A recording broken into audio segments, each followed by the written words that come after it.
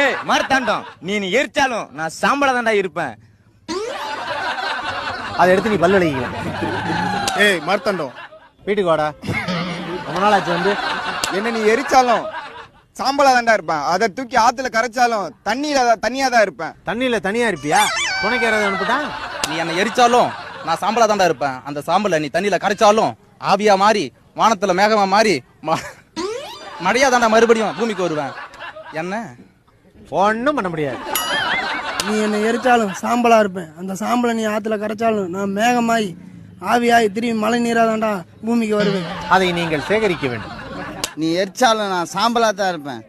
அது ஆத்துல கரைச்சாலும் நான் தண்ணியில் இருப்பேன். அந்த தண்ணி ஆவியாகி மேகமா மாறி திரும்ப மழையா பூமிக்கு தாண்டா வருவேன். நான் உருவ எடுத்து ஆரம்பிச்சா நீ உரு தெரியாம போயிடுவேன். மார்த்தாண்டம், நீ என்ன